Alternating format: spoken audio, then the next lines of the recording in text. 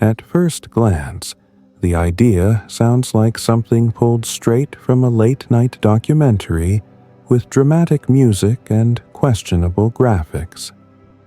The suggestion that humanity might not be the first technologically advanced civilization to exist on Earth tends to trigger an immediate reaction: disbelief, discomfort, or outright dismissal.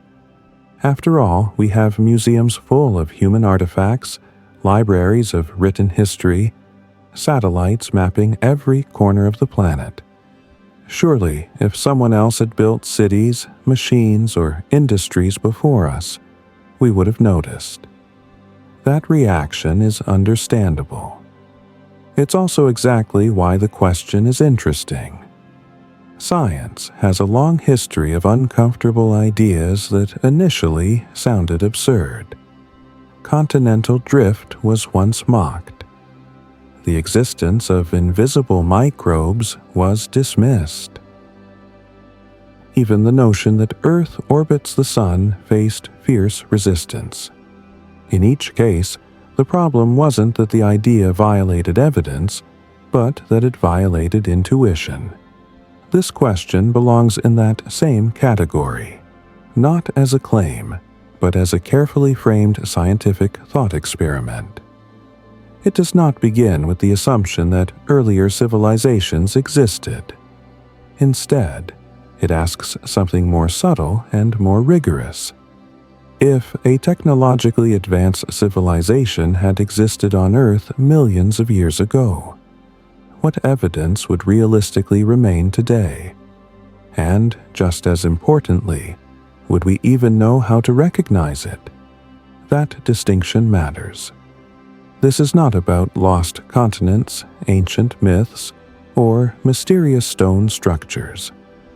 It is not about rewriting human history or suggesting that textbooks are hiding secrets. It is about geology, physics, chemistry, and time. Specifically, how time erases information. Humans are very good at thinking in thousands of years. We struggle badly with millions. Hi there, and welcome to Sleepy Space Traveler. I'm really glad you're here, and I hope this moment can become a pause in your day. This channel was created as a quiet space for anyone who enjoys falling asleep to calm storytelling, peaceful narration, and soft explorations of science, the universe, and the mysteries around us. If this kind of content helps you relax, unwind, or fall asleep a little easier, I would really appreciate it if you could like this video and subscribe to the channel to help more people discover this space and help us continue creating these nightly journeys. Please let me know in the comments where you're watching from and what time it is for you right now. Thank you for being here. Now, let's begin. Our oldest written records go back about 5,000 years. Agriculture emerged around 12,000 years ago. Homo sapiens as a species have existed for roughly 300,000 years. These numbers feel enormous in everyday life. In geological terms, they barely register. The Earth is about 4.5 billion years old. Complex life has existed for over 500 million years. Dinosaurs dominated the planet for roughly 165 million years, longer than mammals have existed at all. Entire ecosystems have risen, flourished, and vanished without leaving anything resembling a city skyline behind. This immediately raises a key point that often gets overlooked. We are extremely new. If intelligence and technology are possible once, physics does not forbid them from being possible more than once. The question then becomes not, why don't we see ruins, but what does time do to ruins? The answer, inconveniently, is that time is very good at destroying them. Buildings erode, metals corrode, plastics break down, roads crack, buckle, and vanish. Left alone, a modern city would become unrecognizable in a few tens of thousands of years. Add floods, ice ages, earthquakes, biological activity, and plate tectonics, and the process accelerates dramatically. Now stretch that timeline to 1,000,000 years, or 10 million, or 100 million. At that scale, skyscrapers are not relics. They are brief surface disturbances. This is where science enters the conversation in a serious way. Rather than asking whether we would find statues or machines, researchers ask what persistent signals a civilization would leave behind. Signals that survive erosion, signals that get buried, compressed, and chemically locked into Earth's deep record. In 2018, this line of thinking was formalized into what is now known as the Silurian hypothesis, proposed by astrophysicist Adam Frank and climate scientist Gavin Schmidt. The name is deliberately misleading. It references a geological period long before humans, not lizard people or secret societies. The hypothesis does not claim that a prior civilization existed. It asks whether modern science could detect one if it had. That framing is important. Science does not start with conclusions. It starts with constraints. The Silurian hypothesis treats an ancient civilization the way astronomers treat extraterrestrial life. Instead of asking, "Are they there?" it asks, "What signatures would they leave?" And then it asks whether any known anomalies resemble those signatures. This approach immediately filters out fantasy. No advanced technology can violate physics. Any civilization, no matter how clever, must obey thermodynamics, chemistry, and energy conservation. That means it must leave waste heat, chemical byproducts, altered environments, and material residues. In other words, civilizations behave like geological events. Think of it this way. You don't need to see the campfire to know one burned last night. The smoke smell, the ash, and the scorched ground are enough. The same logic applies on planetary scales, just with subtler clues. One of the most common objections to this idea is that we would have found something by now. That sounds reasonable until you ask a more precise question. Where exactly have we looked? Less than a fraction of 1% of Earth's surface is accessible for detailed archaeological study. The ocean floor, which covers more than 70% of the planet, remains largely unexplored. Beneath that lie kilometers of sediment. Beneath that, tectonic recycling destroys and reforms crust continuously. The average age of oceanic crust is less than 200 million years. Anything older has already been subducted into the mantle. This means that most of Earth's surface history has been physically erased. Even on land, erosion and biological activity rapidly dismantle structures. Forests reclaim concrete. Bacteria dissolve minerals. Roots fracture stone. Over long time scales, nature is relentless. This does not mean evidence is impossible. It means it would not look like what we expect. Geology preserves chemistry, not architecture. If an earlier civilization burned fossil fuels, it would leave distinctive carbon isotope ratios. If it altered climate, it might leave abrupt temperature markers. If it produced synthetic materials, traces could persist as unusual molecular fossils. If it used nuclear energy, radioactive signatures might remain detectable for billions of years. These are not speculative ideas. They are measurable phenomena already used to study Earth's past. For example, scientists can detect volcanic eruptions that happened millions of years ago by analyzing ash layers. They can reconstruct ancient atmospheres by studying tiny gas bubbles trapped in ice.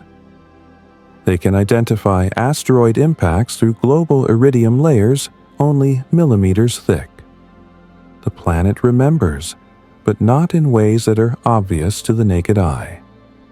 This leads to a deeper, more unsettling realization. Our own civilization is leaving a geological fingerprint right now. Plastic particles are spreading through sediments.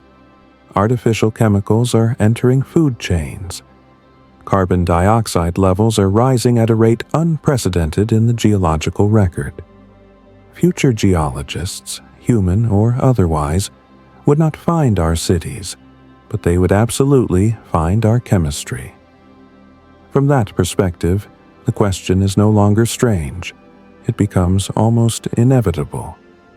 If technology alters planets, and planets preserve alterations, then the absence of obvious artifacts does not rule out past intelligence. It only means we have been looking for the wrong things.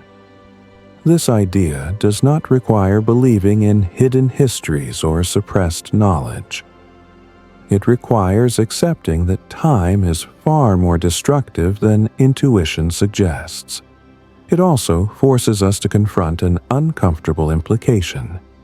Intelligence does not guarantee permanence. A civilization can rise, transform its environment, and vanish without leaving descendants or monuments. Earth does not keep score in stories. It keeps score in atoms. That realization quietly reframes humanity's place in history. Instead of seeing ourselves as the inevitable pinnacle of Earth's development, we become one experiment among many that physics allows. Whether or not earlier civilizations existed is still an open question, but asking it scientifically does something valuable regardless of the answer. It reminds us that progress is fragile, that technology leaves scars as well as achievements, and that time does not preserve meaning, only evidence. In the next part of this exploration, we will look more closely at the true scale of geological time, and why it is so effective at wiping the slate clean. Because before we can ask what might have existed before us, we need to understand the force that makes such existence so hard to detect. And that force is time itself. To understand why the idea of a pre-human technological civilization is even worth discussing, we need to confront something that the human brain is spectacularly bad at handling. Deep time.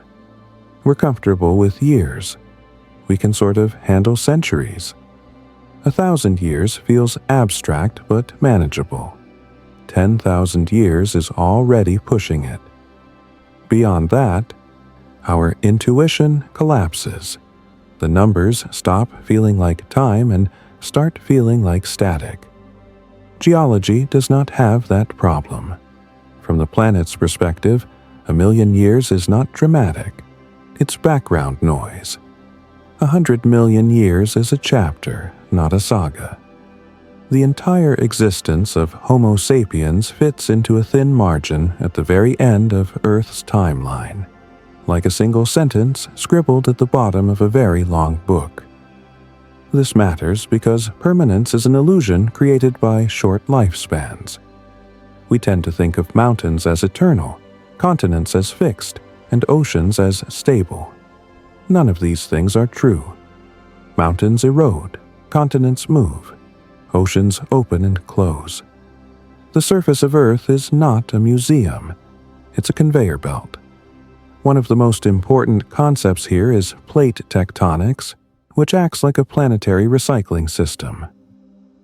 Earth's crust is divided into massive plates that slowly drift across the surface, colliding, sliding past one another, and sinking back into the mantle. This motion is slow, centimeters per year, but over millions of years it is unstoppable. Entire ocean basins disappear this way. The Atlantic Ocean, for example, is relatively young. It opened around 180 million years ago. Before that, the continents would join together in a configuration we call Pangaea.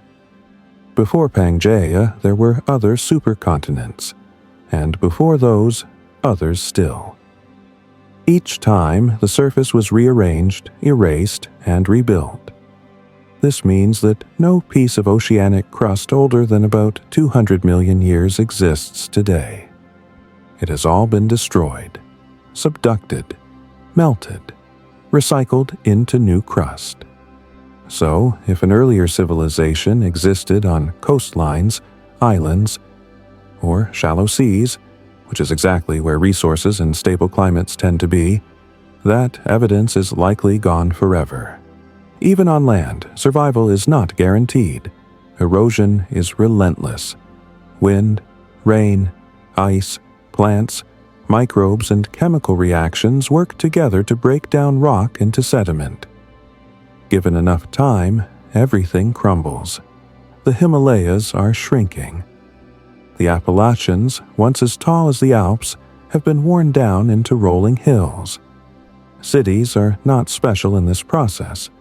Concrete cracks, steel rusts, glass weathers, plastics degrade under ultraviolet light. Even synthetic materials are not immune to time when exposed to oxygen, water, and biology. If humans vanished tomorrow, most of our surface infrastructure would be unrecognizable in 10,000 years. In 100,000 years, it would be gone. In 1,000,000 years, it would be a geological rumor. This is not speculation. We already see it happening. Roman roads have vanished beneath forests and fields. Ancient cities lie buried under meters of sediment. Even relatively recent structures disappear without continuous maintenance. Now, multiply that process by factors we rarely experience directly: ice ages, sea level changes, massive floods, asteroid impacts, volcanic resurfacing. Earth does not gently archive history. It actively deletes it. This is why fossils are rare. Fossilization requires an almost absurd sequence of lucky events. An organism must die in the right environment, be buried quickly, avoid decay, avoid scavenging, avoid chemical dissolution, survive pressure and heat, and then avoid destruction for millions of years until erosion conveniently exposes it again. Most life that ever existed left no fossil at all. That includes organisms far more numerous and widespread than any civilization would ever be. So, when someone asks, "Where are the fossils of advanced beings?" the correct scientific response is, most life leaves none. Expecting cities to fossilize like dinosaur bones misunderstands how preservation works. Instead, geology preserves signals, not structures. For example, consider the Great Oxidation Event around 2.4 billion years ago. There are no machines or organisms preserved from that time that explain it directly. Yet we know it happened because the chemistry of ancient rocks suddenly changes. Oxygen-sensitive minerals disappear. Iron deposits shift. Atmospheric composition leaves fingerprints. The planet recorded the event without keeping a diary. The same is true for mass extinctions. The asteroid that killed the dinosaurs did not leave a crater large enough to tell the whole story on its own. What mattered was the thin, global layer of iridium, the shocked quartz, the sudden loss of species. A catastrophe recorded in atoms. Civilizations, if they exist, would be recorded the same way. One of the strongest markers scientists consider is carbon isotopes. Life prefers certain forms of carbon. Fossil fuel combustion changes atmospheric ratios in a distinctive way. We can already detect industrial-era carbon changes in sediments and ice cores. In the far future, long after cities crumble, those ratios will remain. Similarly, nitrogen cycles, phosphorus levels, heavy metal concentrations, and synthetic compounds all behave differently under biological and industrial processes. If an ancient civilization altered ecosystems, polluted environments, or triggered climate change, it would leave a chemical scar. And climate change, once initiated, leaves lasting signatures. Abrupt temperature shifts appear in ice cores. Ocean acidification alters shell formation. Extinction rates spike. Sediment layers change color and composition. These are not hypothetical. We use them to study Earth's past routinely. What makes us uncomfortable is that we are currently creating exactly such markers. From a future perspective, our era might appear as a sudden, sharp anomaly, a brief but intense disruption, followed by either recovery or collapse. The planet will remember us even if it forgets our names. This realization feeds directly into the central question. If a civilization existed tens or hundreds of millions of years ago, we would not expect to find statues or machines. We would expect to find puzzling chemistry. And, in fact, Earth's history does contain puzzling chemistry. There are periods where temperature rises faster than expected, times when carbon cycles behave oddly, events that lack clear natural explanations. None of these require intelligent causes, but they do provide places where scientific curiosity remains active. Importantly, science does not treat anomalies as proof. It treats them as questions. The Silurian hypothesis exists because scientists asked a very disciplined version of the question. Could we tell the difference between a natural anomaly and a technological one? That question has no easy answer. Natural systems are messy. Volcanoes can mimic industrial emissions. Methane seeps can resemble biological production. Rare events can cluster by chance. This is why extraordinary claims require extraordinary evidence, and so far, no evidence meets that threshold. But the exercise itself is valuable because it exposes how fragile our assumptions are. We assume that intelligence naturally leads to long-term survival, that technology inevitably accumulates, that progress stacks rather than resets. Geology suggests otherwise. Earth has been reset many times. Oceans boiled. Ice covered continents. Life nearly vanished more than once. Intelligence, if it emerges, does so under constraints, not guarantees.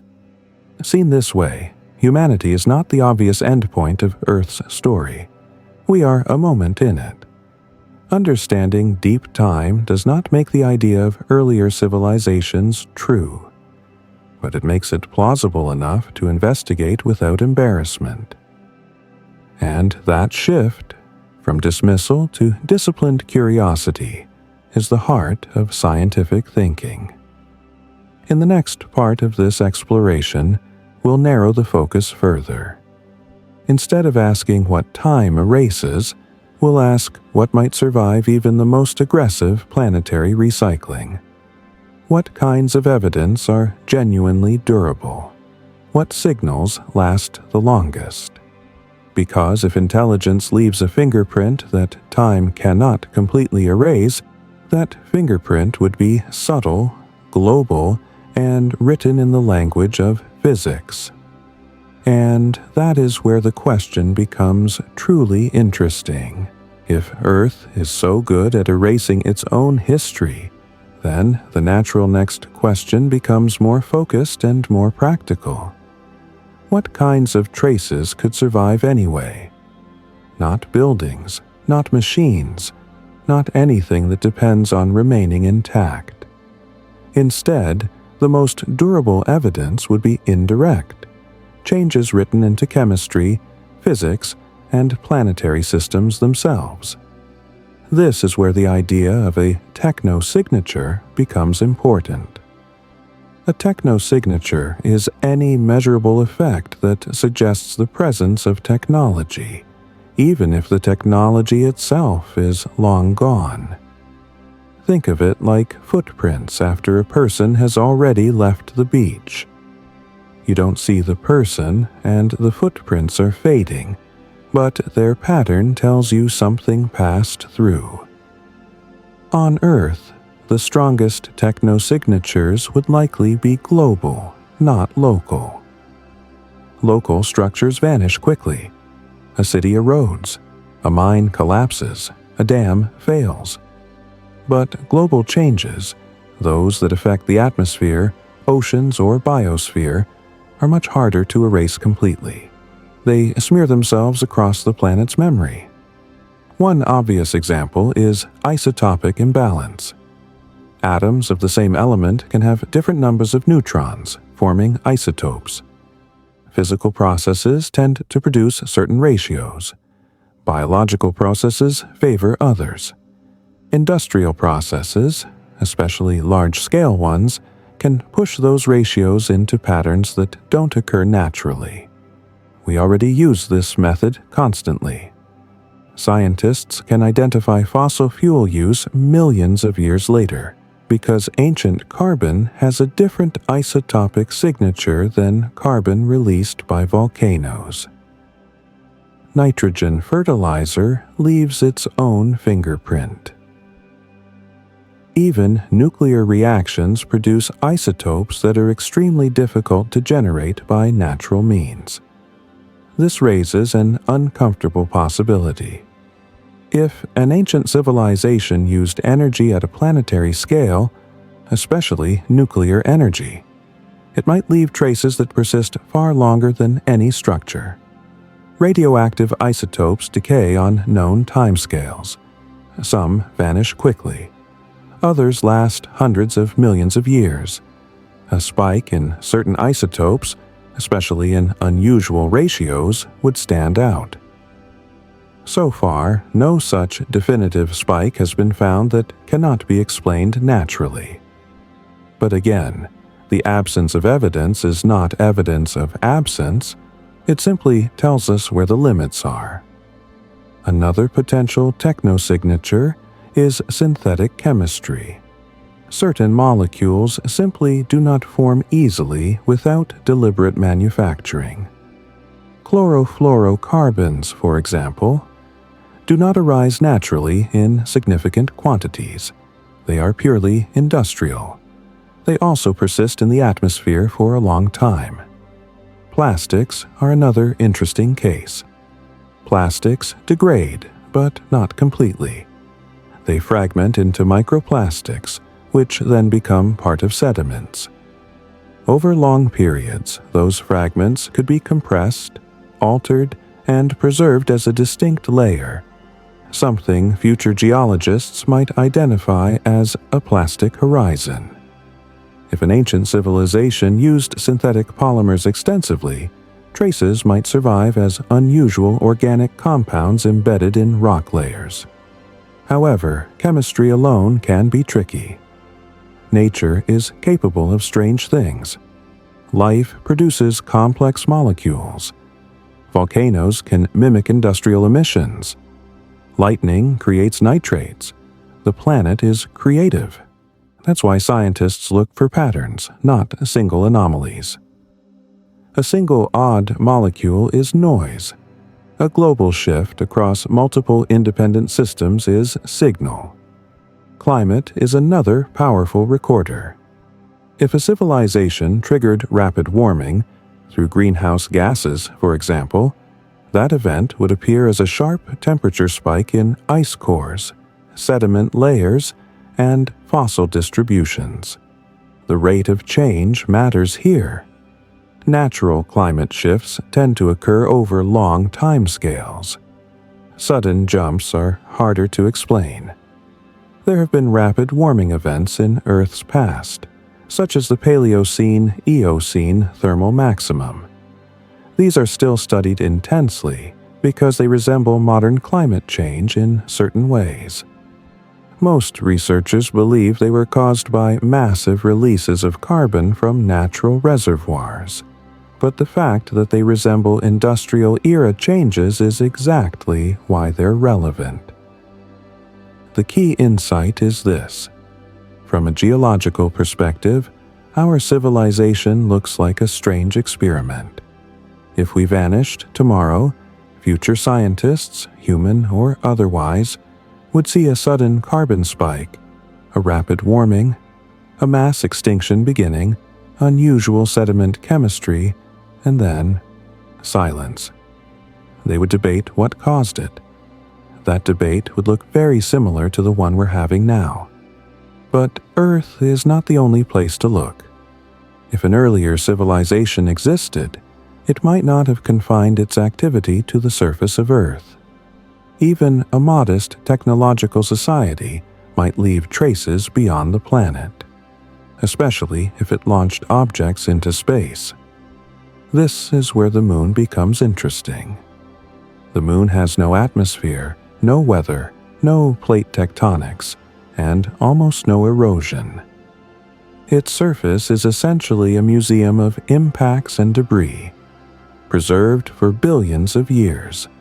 Footprints left by Apollo astronauts will last millions of years. If anything artificial was ever placed on the moon long ago, it could still be there. Not intact, perhaps, covered by micrometeorite dust. Broken, fragmented, but not erased. The same is true for Mars to a slightly lesser extent. Mars has erosion, but it is far slower than Earth's. Ancient riverbeds remain visible after billions of years. Structures, if large and robust enough, could persist far longer than on Earth.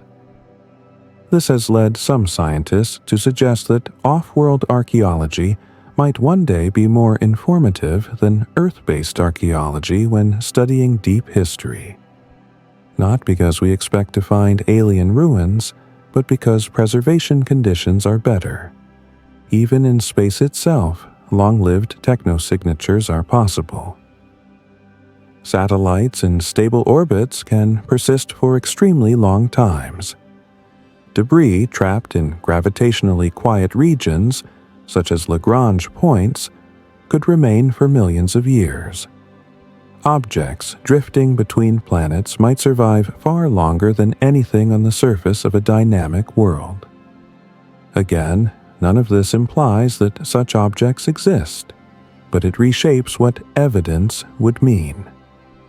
Another intriguing possibility is biological legacy. A civilization might not leave machines behind, but it could alter life itself. Genetic engineering, selective breeding, or the introduction of organisms into new niches could reshape evolutionary pathways. Life remembers its history in DNA.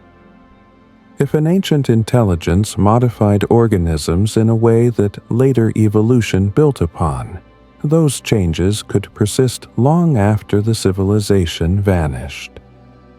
From the outside, they would appear natural, unless we knew exactly what to look for. This idea remains speculative, but it highlights a broader point. Technology doesn't have to be metallic or mechanical to leave lasting effects. Sometimes the most durable technologies are biological. Finally, there's the question of scale. A civilization that lasted 1,000 years and consumed resources locally might leave almost nothing detectable. One that lasted 1,000,000 years and operated globally would leave far more. Duration matters as much as advancement. Humanity has existed in an industrial form for less than 2 centuries. Already, we are altering the planet in measurable ways. If we last another 10,000 years, our imprint will be undeniable. If we last 1,000,000, it will be unmistakable. This reframes the entire discussion. The question is not, could a civilization exist before us? The answer to that is trivially yes. Earth is old enough. The real question is, could it exist long enough, intensely enough, and globally enough to leave a signal that survives Earth's constant recycling? That question has no simple answer. But it has rules, and those rules come from physics, chemistry, biology, and geology, not speculation.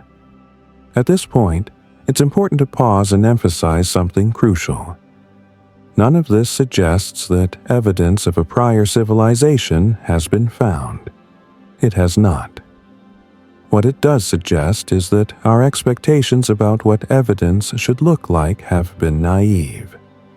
We imagined ruins. Earth preserves chemistry. We imagined machines. Earth preserves patterns. We imagined permanence. Earth preserves change. In the next part of this exploration, we'll turn toward a different kind of evidence, one that doesn't rely on artifacts at all. We'll look at how civilizations interact with energy, and why energy use may be the most universal and revealing signature of intelligence anywhere in the universe. Because long before a civilization leaves buildings, it leaves heat. If there is one thing that every civilization must do in order to exist, it is this: use energy. It doesn't matter how advanced the technology is, how peaceful the society becomes, or how efficient its machines grow. The laws of physics make one requirement unavoidable. Any process that performs work produces waste heat. There's no known way around this. Even hypothetical future technologies must obey it. This makes energy use one of the most powerful and universal fingerprints of intelligence. Think about it in everyday terms. When you turn on a laptop, it warms up. When you drive a car, heat pours out of the engine. Even the most efficient refrigerator releases warmth into the room while cooling its interior. Efficiency reduces waste, but it never eliminates it. Civilizations, by definition, concentrate energy. They extract it, convert it, redirect it, and scale it. A hunter-gatherer society uses energy at the level of food and fire. An agricultural society amplifies that with animals, irrigation, and stored grain. An industrial society magnifies it again with fossil fuels, electricity, and machines. A technological civilization eventually begins manipulating energy flows at planetary scale. From a distance, those differences matter. Earth today emits slightly more heat than it would without human activity. That excess is small compared to solar input, but it is measurable. Satellites can detect it. Climate systems respond to it. Over time, it leaves traces in ice, sediment, and biology. If an earlier civilization reached even a fraction of modern humanity's energy usage and sustained it, it would leave a signature, not a skyscraper, a thermal footprint. This is where astrophysics intersects with archaeology in an unexpected way. In astronomy, researchers already search for civilizations beyond Earth by looking for abnormal heat patterns. The idea is simple. Stars emit light in predictable ways. Planets reflect some of that light and emit infrared radiation based on their temperature. A technologically active planet might emit slightly more infrared radiation than expected, especially at night. This is sometimes called a waste heat technosignature. On Earth, city lights glow at night. From space, they trace coastlines and continents. But more subtly, cities also glow in infrared. Even without visible lights, energy use would still warm the surface. Now imagine a civilization that predates us by hundreds of millions of years. Its cities would be gone, its lights extinguished. But if it altered atmospheric composition, ocean chemistry, or planetary albedo while using large amounts of energy, those effects could echo forward through time. Heat changes systems. It alters circulation. It accelerates reactions. It shifts equilibria. The deeper insight here is this: energy use couples civilization to planetary physics. Once that coupling happens, the planet itself becomes the archive. This is why some scientists argue that looking for ancient civilizations is not about archaeology in the traditional sense. It is about thermodynamics. The second law of thermodynamics states that entropy tends to increase. Energy spreads out. Systems move toward equilibrium. A civilization fights that tendency locally by building order, but it can only do so by increasing disorder elsewhere. You tidy your room, and heat leaves your body. You build a city, and waste heat enters the environment. You run a global civilization, and the planet notices. This principle applies regardless of culture, intelligence, or ethics. It is not optional. It is baked into reality. Some have suggested that an ancient civilization might have been perfectly green, living in total harmony with nature, leaving no trace. But this misunderstands scale.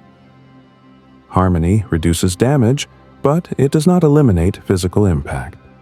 Even photosynthesis alters the atmosphere. Life itself transformed Earth long before humans existed. Oxygen is a pollution product of ancient microbes. Without it, complex life would not exist. Civilization does not need to be destructive to be detectable. It only needs to exist long enough and large enough. There is also a lower bound. A civilization that never surpasses small populations and low energy use may leave almost nothing behind. A few million people using simple tools over a few thousand years could vanish nearly without a trace. So the idea of a previous civilization is not binary. It depends on degree. Was it global or regional? Short-lived or long-lasting? Industrial or pre-industrial? Planet-altering or planet-adaptive? This spectrum matters. When people imagine a lost civilization, they often picture something equal to or greater than ours. But that is only one possibility. Another is a society that rose partway, reached technological adolescence, and collapsed before reaching planetary scale. Such a civilization might leave ambiguous signals, subtle, arguable, forever debated. At this point, it's useful to step back and look at Earth's history in terms of energy transitions. Life began using chemical energy, then sunlight, then oxygen-based metabolism. Each transition reshaped the planet. The Great Oxidation Event, triggered by photosynthetic bacteria, nearly wiped out existing life and froze the planet. From a geological perspective, it was catastrophic, yet it was not intelligent. This raises a cautionary point. Not all large-scale planetary changes imply intelligence. Nature is capable of dramatic transformations on its own. So, how would scientists distinguish between a natural energy transition and a technological one? The answer lies in rate, coordination, and coincidence.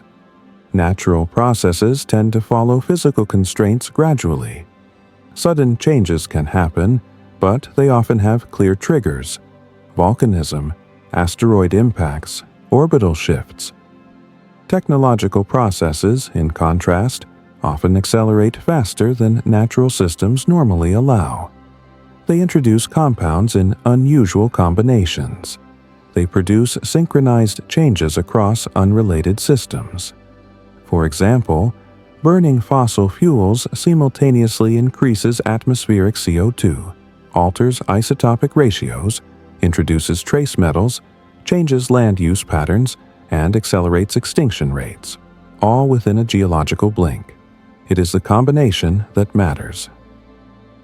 one anomaly is noise. A cluster is a story. This cluster-based reasoning is exactly how scientists search for technosignatures in space, and increasingly, it is how they think about Earth's deep past as well. But energy use does not stop at the planet. Any sufficiently advanced civilization will eventually look outward, not necessarily to colonize, but to observe, communicate, or defend. Telescopes, satellites, probes, all require energy. All leave traces. Some may even leave objects beyond Earth that persist far longer than anything on its surface.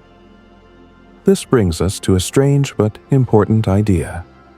Earth may not be the best place to look for evidence of Earth's past. The Moon, stable orbits, and deep space may be better record keepers than our restless planet. And that realization shifts the question again. Instead of asking, "Why haven't we found ruins?" we begin asking, "Where would physics allow evidence to survive longest?"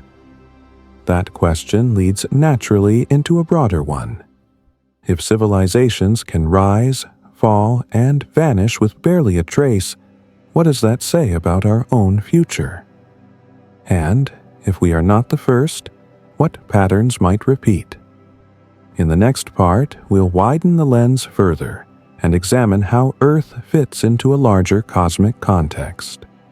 How often intelligence might arise, how fragile it may be, and why the silence of the universe does not necessarily mean emptiness.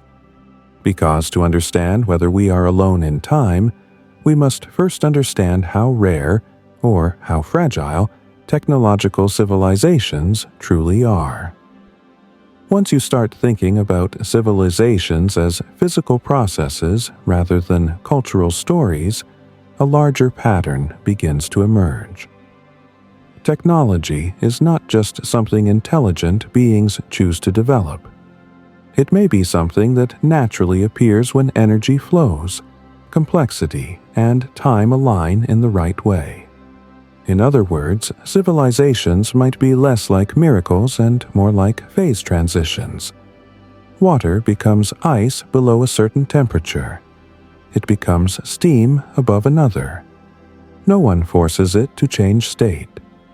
The conditions simply make one form more stable than the others. In the same way, simple life may become complex life when energy gradients allow it. Complex life may become technological life when information processing, social organization, and environmental pressure reach certain thresholds. From this perspective, intelligence is not rare because it is special. It may be rare because the conditions required for it are narrow and fragile. This is where cosmology enters the discussion in a deeper way. The universe is not uniformly friendly to complexity. Most of it is empty, cold, and hostile. Even galaxies are sparse. Even stars are widely separated. Even planets that can support chemistry are a minority. And planets that can support long-term stability are rarer still. Earth is not just lucky because it has water and sunlight. It is lucky because it has time. Life on Earth appeared quickly, but complex life took billions of years to develop. Intelligence emerged very late. Technology emerged only in the last fraction of a percent of Earth's history.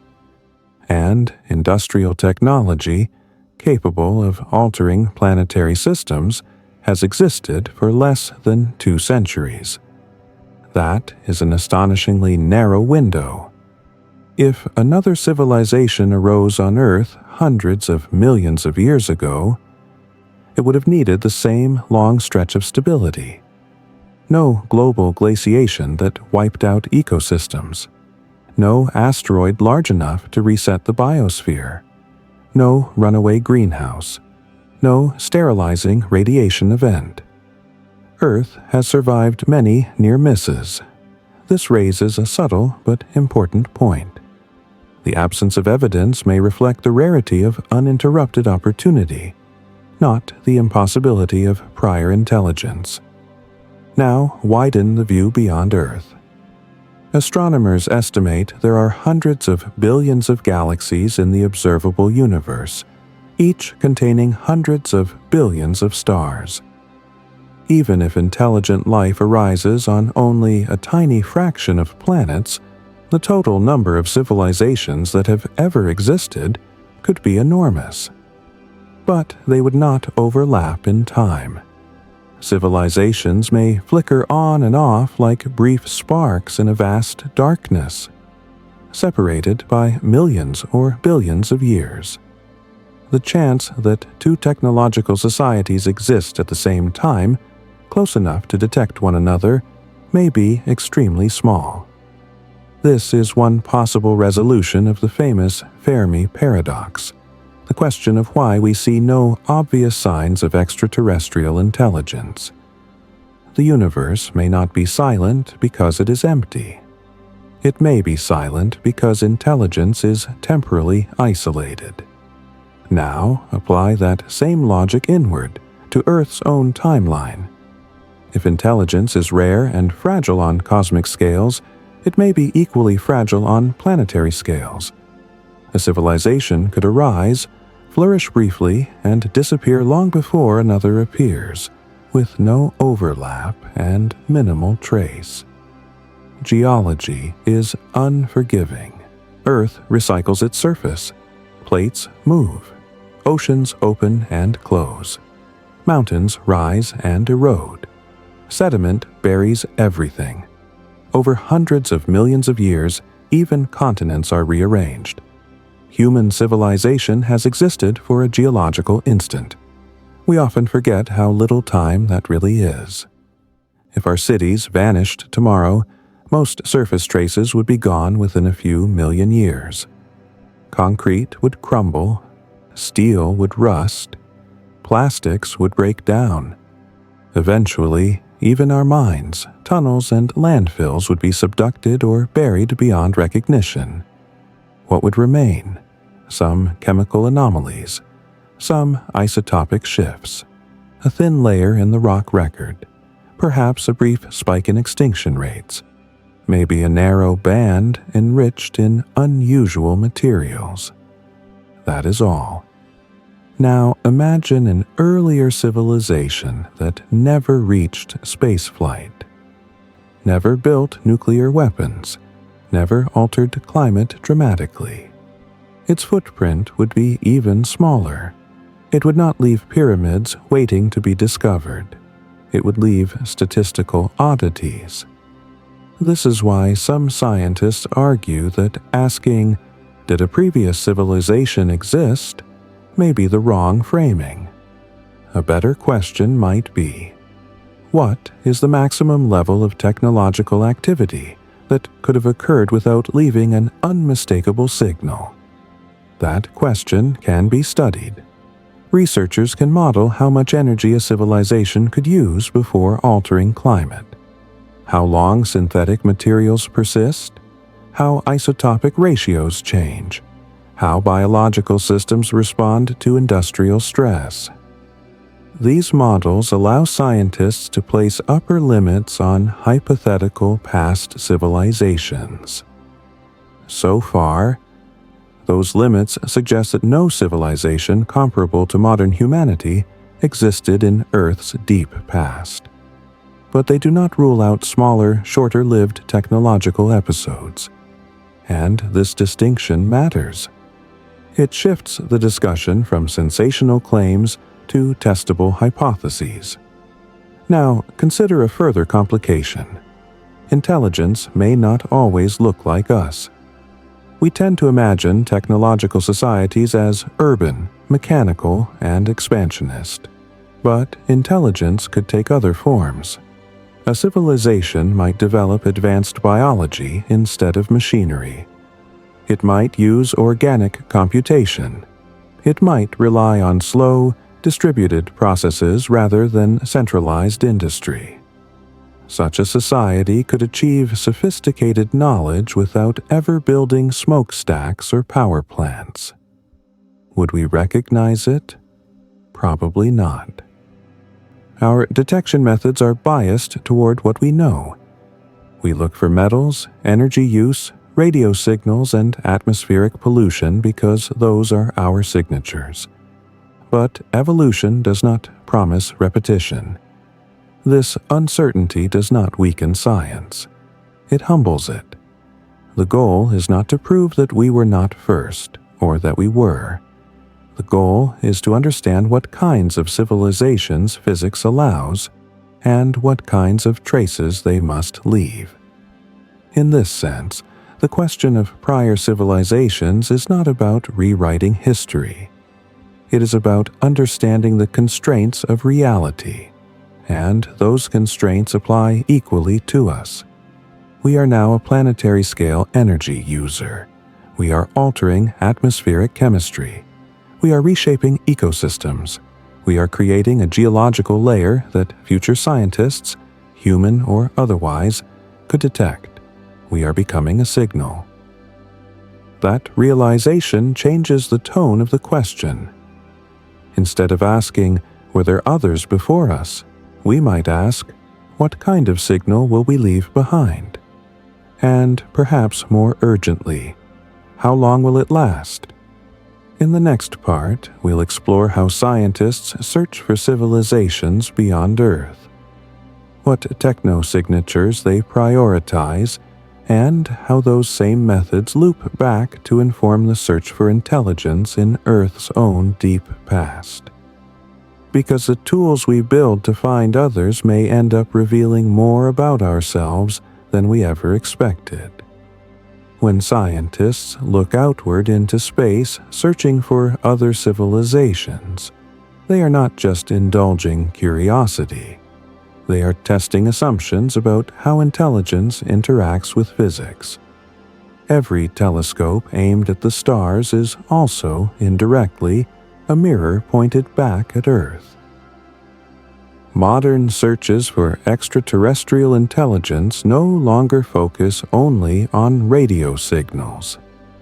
That approach made sense in the mid-20th century, when radio was the most obvious long-distance communication method humans had. But today, researchers recognize that advanced civilizations might not broadcast loudly or deliberately at all. Instead, scientists look for technosignatures, unintentional byproducts of technology. On Earth, our presence would be obvious to a distant observer with the right tools. Artificial night lights change the planet's brightness. Industrial gases alter atmospheric chemistry. Satellites create clouds of debris. Power generation produces waste heat. These effects are not messages, they are side effects. This insight has transformed the search. Astronomers now scan exoplanet atmospheres for gases that should not coexist naturally, such as oxygen mixed with methane at high levels, or compounds like chlorofluorocarbons that have no known biological origin. They analyze stellar light curves for unusual dimming patterns that could hint at large artificial structures. They study infrared emissions that might indicate excess heat beyond what stars and planets alone can explain. The universe is treated like a forensic scene. And here is the crucial connection. The same logic applies to Earth's past. If technosignatures are universal consequences of technology, then ancient Earth should show similar fingerprints if a prior civilization existed. That is why researchers examine deep geological records with techniques borrowed from astrophysics and planetary science. For example, carbon isotopes. Fossil fuel combustion leaves a distinct isotopic signature because ancient organic carbon has a different ratio of carbon-12 to carbon-13 than the atmosphere. Today, the signature is clearly measurable. Future geologists would know exactly when industrialization began. So, scientists ask, do we see any unexplained isotopic anomalies deep in Earth's past? So far, the answer is no, at least not at scales comparable to modern industry. But that negative result is informative.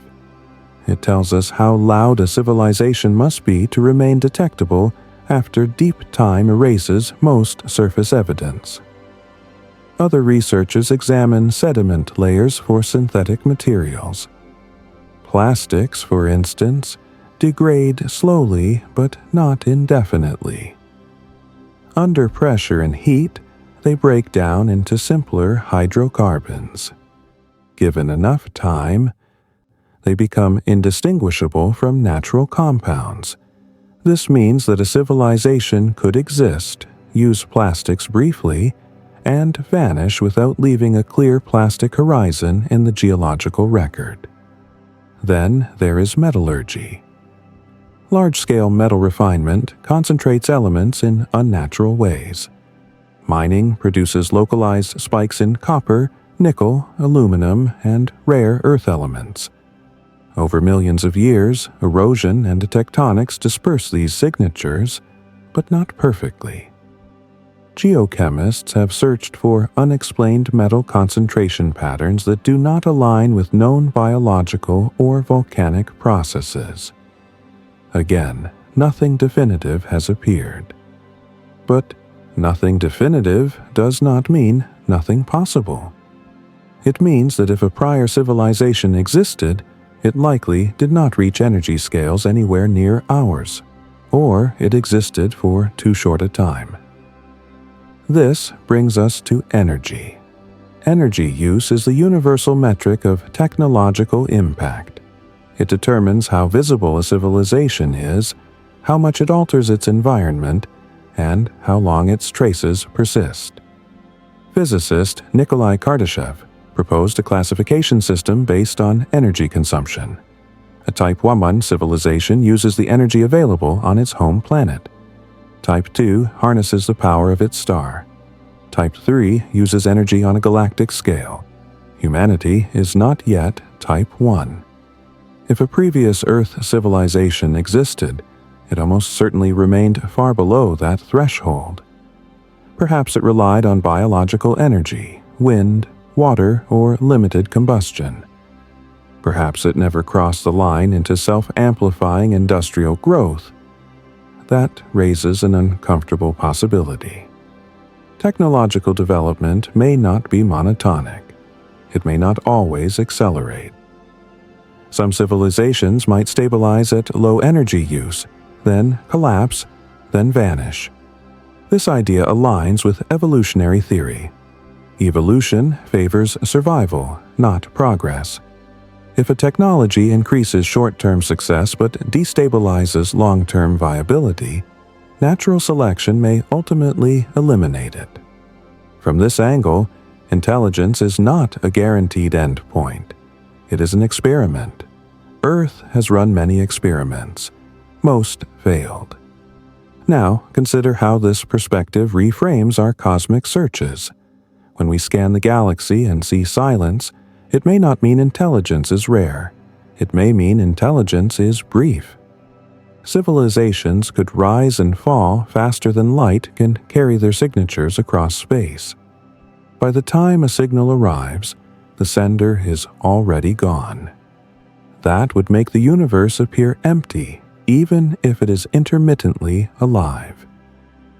This same logic applies to Earth's deep past. A civilization could bloom and fade within a geological blink, leaving only ambiguous traces that blend into natural noise. The real question, then, is not, were there others, but what patterns would others leave if they were constrained by the same physical laws we are? Answering that question requires humility. Science cannot confirm ancient advanced civilizations without evidence. But it can map the space of possibility. It can say what could have happened without contradiction. It can say what would have left unavoidable traces.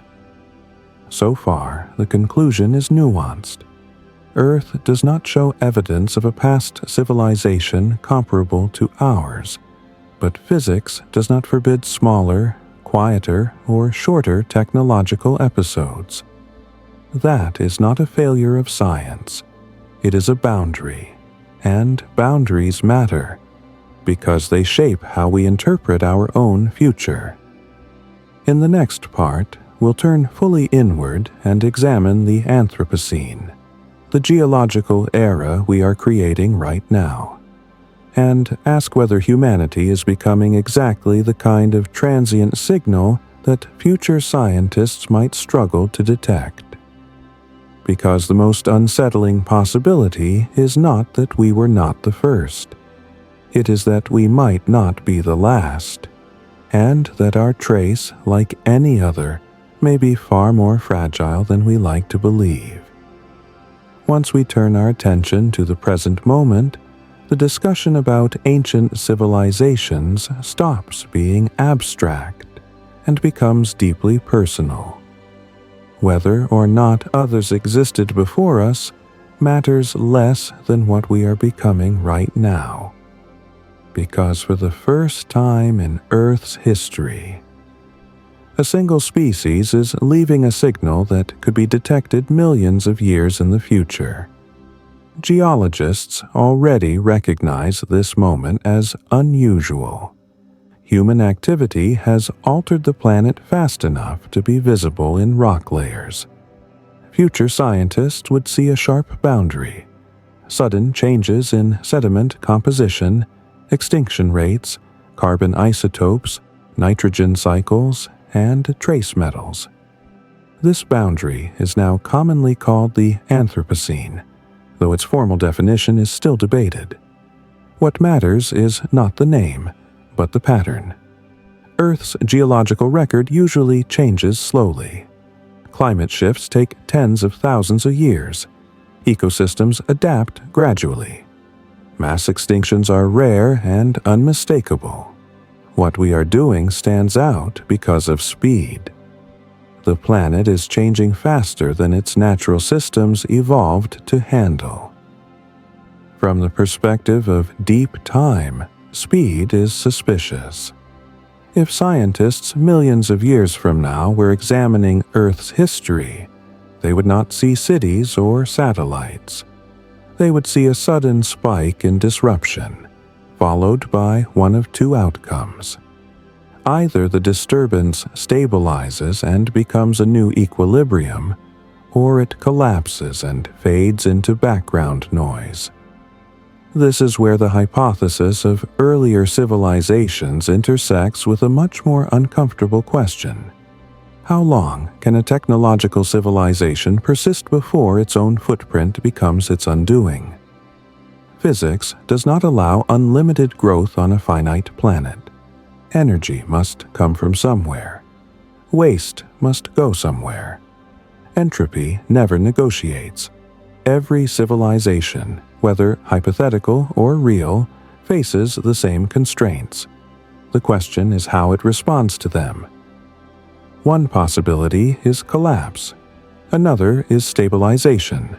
A third is transformation. Collapse is familiar. History is full of examples where societies outpaced their resources. Transformation is less familiar but not impossible. It would involve redesigning technology to align with planetary limits rather than override them. This matters because if previous civilizations existed, they likely faced similar forks in the road. They may have collapsed quietly. They may have plateaued. They may have transitioned into forms of intelligence that leave minimal trace. We tend to imagine civilization as synonymous with expansion, but that may be a human bias shaped by recent history. Expansion is not required by intelligence. It is encouraged by certain economic and cultural structures, but those structures are not universal.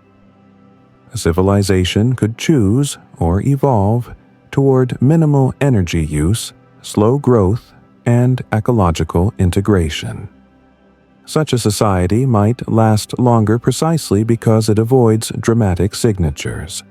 Ironically, the civilizations most likely to survive deep time may be the hardest to detect. This possibility reframes the entire discussion of ancient intelligence. Instead of asking why we see no ruins, we might ask why we expect ruins at all. Stone monuments survive because they are inefficient. They waste energy. They pile mass in visible places. A civilization optimized for longevity might avoid doing that. From this angle, the absence of obvious evidence becomes less mysterious. But this also forces us to confront something else. We are choosing to be visible. Our energy use is growing. Our emissions are measurable from orbit. Our technological systems are accelerating. We are generating signals not just locally, but globally. If Earth were observed from a distance, we would stand out. That visibility is not inherently bad, but it comes with responsibility. Astrobiology often asks whether life elsewhere will destroy itself. That question is not abstract, it is a mirror. It asks whether intelligence naturally converges on self-limiting behavior or self-extinction. If ancient civilizations did exist on Earth, their disappearance may not require catastrophe. It may require only indifference, slow decline, or environmental feedback loops they could not reverse. This brings us back to the geological silence.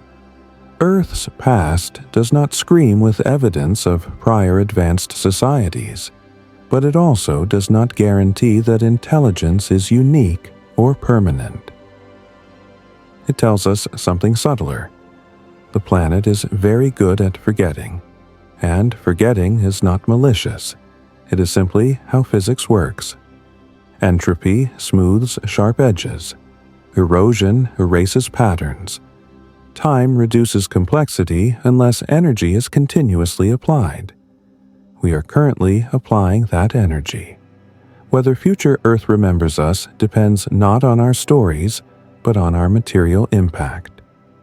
The hypothesis that we are not the first civilization is unsettling, not because it challenges human uniqueness, but because it highlights how fragile civilization may be under universal laws. The universe does not reward intelligence for existing. It rewards balance.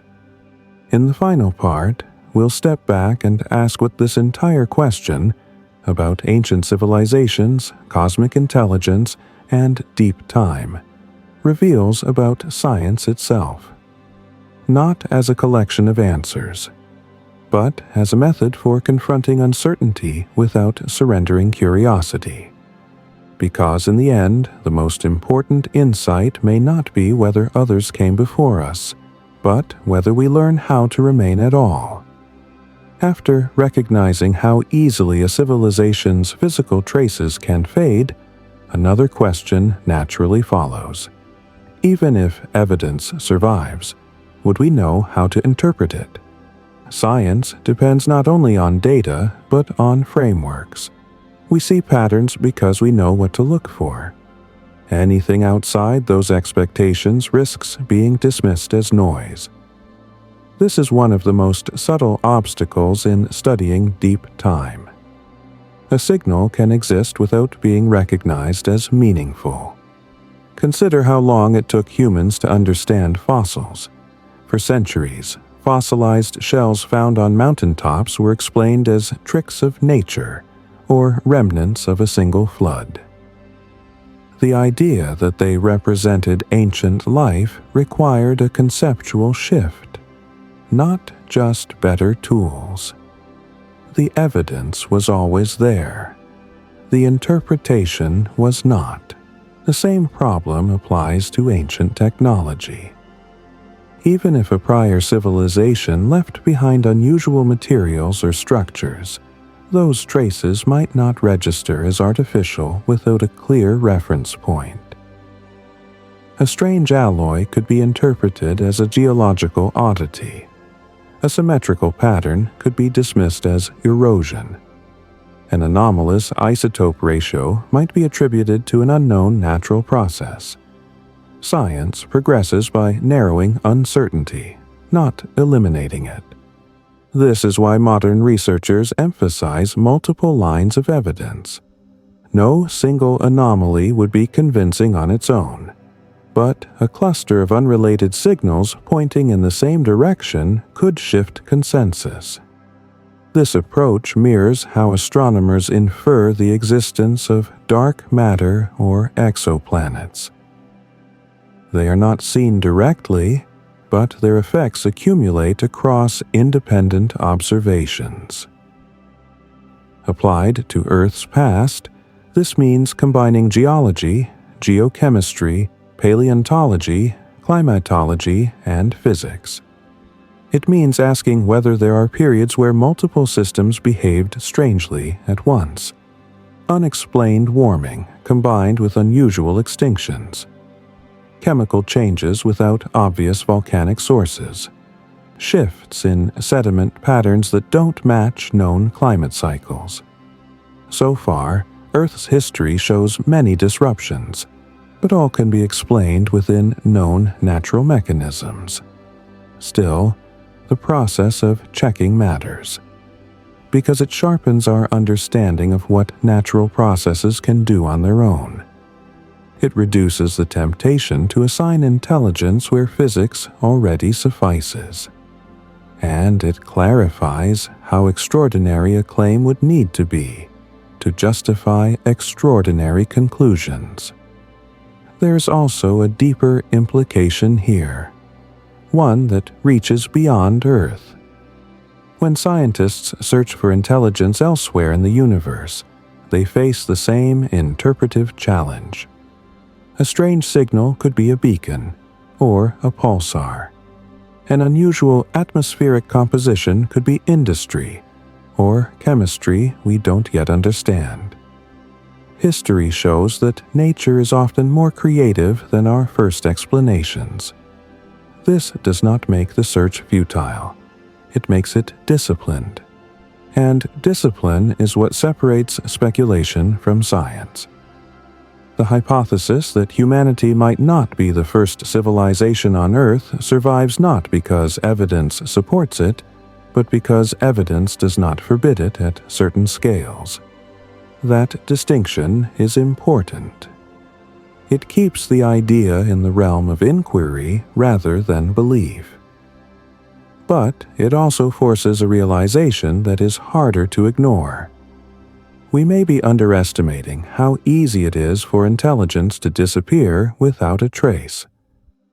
Earth has hosted life for nearly 4 billion years, complex life for hundreds of millions, technological intelligence for a geological blink. The ratio alone should give us pause. If intelligence were naturally durable, we might expect it to dominate the planet's history once it appeared. Instead, it appears late, briefly, and precariously. This suggests that intelligence is not an endpoint of evolution, but a transient phase, one that must actively maintain its conditions or risk collapsing back into simpler states. That idea reframes intelligence not as destiny, but as responsibility, and it brings the discussion closer to the present moment. Because whatever happened in Earth's past, we are now in a position that no species before us has occupied. We understand the physics governing our planet. We understand the consequences of our actions. We can see feedback loops forming before they fully close. No hypothetical ancient civilization would have had that foresight.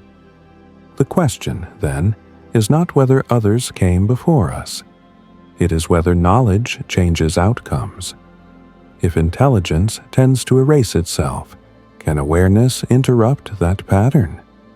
Can understanding planetary systems lead to long-term stability rather than short-term exploitation? Science does not answer these questions directly, but it provides the tools to ask them honestly. And that may be the most important role this entire hypothesis plays. It forces us to treat civilization not as a guaranteed ascent, but as a fragile experiment conducted under universal laws. In the next part, we'll push this even further by examining how scientists model civilization lifespans, what limits physics places on long-term survival, and how these models apply both to hypothetical past societies and to humanity's future. Because whether or not we were first, the deeper issue remains unresolved. How rare is a civilization that learns how to last? Once the question shifts from whether civilizations can arise to how long they can persist, scientists begin turning to models. Not predictions, not prophecies, but structured ways of asking how complex systems behave over long periods of time. One of the most important ideas here comes from systems science. Complex systems tend to fail at their boundaries. A civilization is not just people and technology. It is energy flows, material cycles, information networks, ecological feedback loops, and social coordination layered on top of one another. As long as these layers remain balanced, the system appears stable. When they drift out of alignment, collapse can happen surprisingly fast. We see this pattern everywhere. Ecosystems can look healthy for decades before crossing a tipping point. Financial systems can grow smoothly until a small shock triggers cascading failures. Even stars remain stable for billions of years before rapidly transitioning into entirely new states. Civilizations, from a physical perspective, are no different. Researchers studying societal collapse often point out that decline is rarely caused by a single catastrophic event. Instead, it emerges from accumulated stresses, resource depletion, environmental change, energy inefficiency, loss of resilience, and increasing complexity that becomes harder to maintain. The more complex a system becomes, the more energy it requires simply to keep functioning. This idea has a thermodynamic backbone. The second law of thermodynamics tells us that maintaining order requires constant energy input. A civilization, like a refrigerator, does not violate entropy. It fights it temporarily by exporting disorder elsewhere.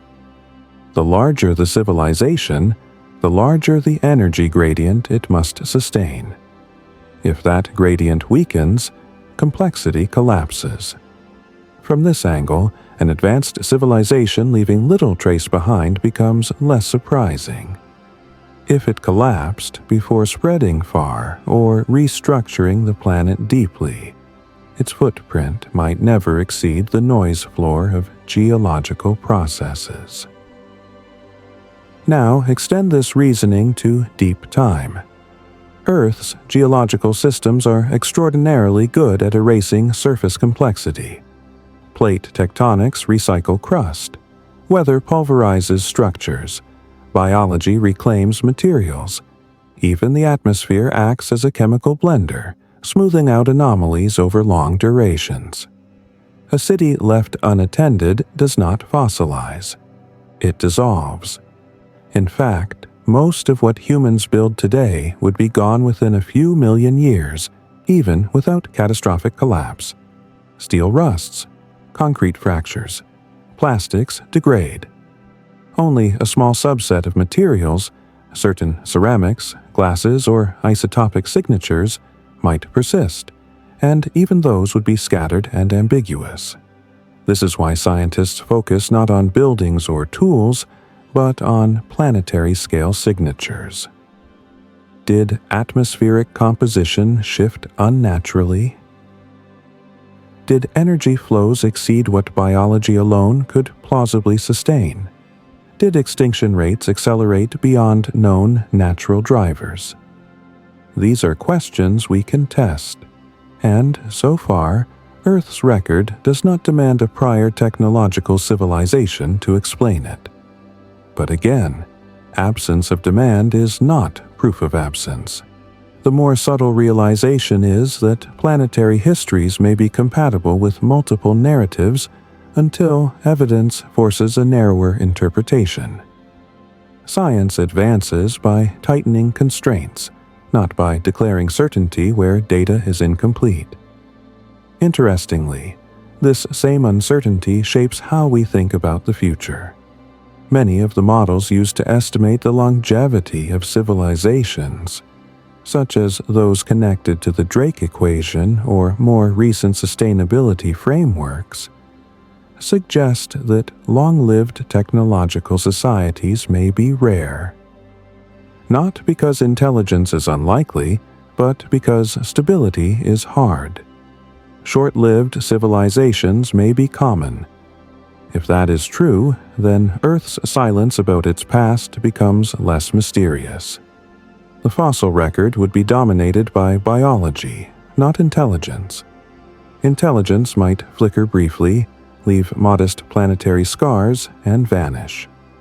That idea is unsettling not because it rewrites history, but because it reframes the present. It implies that technological intelligence is not the climax of evolution, but a test phase. A moment when a species gains the power to reshape its environment faster than its instincts evolved to manage. From that perspective, the hypothesis of earlier civilizations functions like a mirror. It reflects our anxieties forward rather than our evidence backward. It asks whether intelligence is self-correcting or self-limiting. Physics offers no guarantee either way. The universe allows complexity, but it does not protect it. Stability must be earned continuously. Energy must be managed carefully. Feedback loops must be understood and respected. Whether on Earth or elsewhere, or at some earlier time we can barely imagine, the same constraints apply. And that brings us to a final, unavoidable question. One that does not belong solely to geology or cosmology, but to humanity itself. If civilizations tend to disappear quietly, without monuments or warnings, then what would it take for one to break that pattern? That question does not look backward anymore. It looks directly at us. And that is where the story must go next. When scientists step back and look at the full arc of this question, whether humanity might not be the first advanced civilization on Earth, they often arrive at an unexpected conclusion. The most important insight is not about the past at all. It is about how fragile complexity truly is, even when it feels permanent from the inside. The universe does not forbid intelligence. Physics allows it. Chemistry enables it. Biology occasionally produces it. But nothing in the laws of nature guarantees that intelligence must last, or that it must leave behind obvious monuments carved into the planet forever.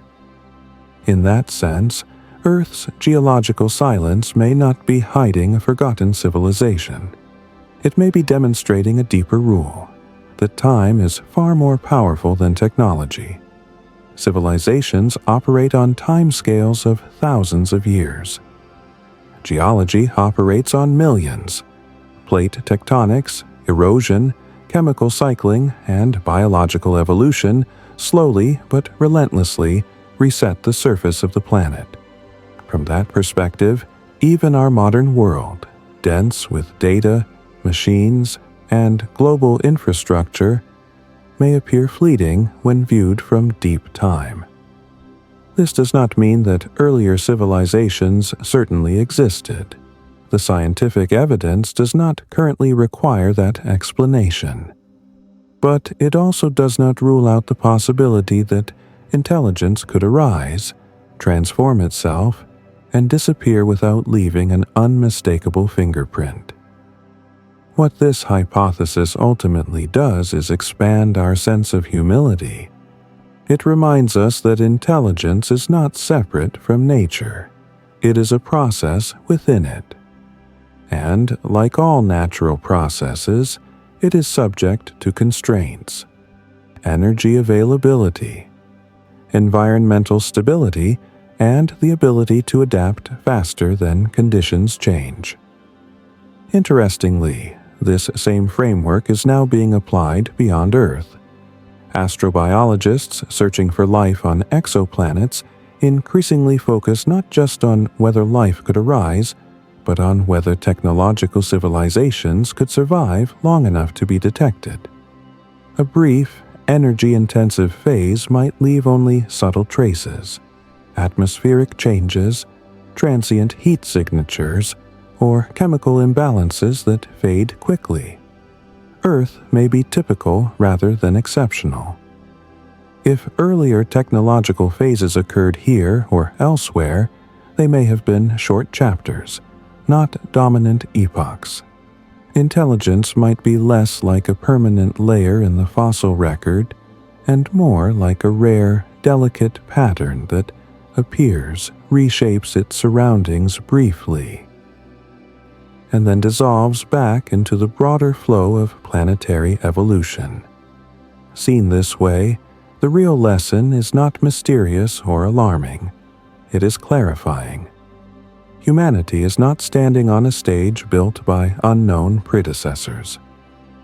We are standing on a planet that has patiently recycled everything that came before us: mountains, oceans, species, climates, and perhaps even earlier experiments in complexity.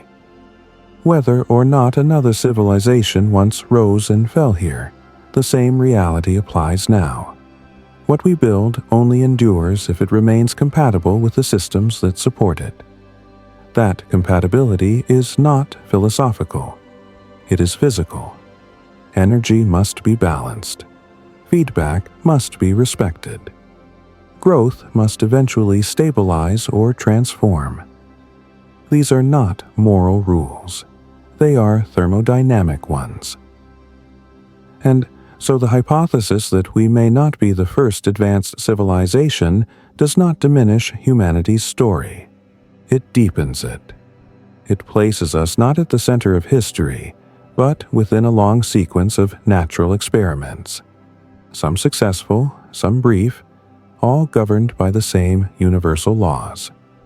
The unanswered question is no longer, did someone come before us? It is, what kind of trace will we leave? Not just in stone or metal, but in the atmosphere, in the biosphere, and in the deep layers of time that will outlast everything we recognize as modern. That question remains open. And, unlike the past, the answer to it is still being written.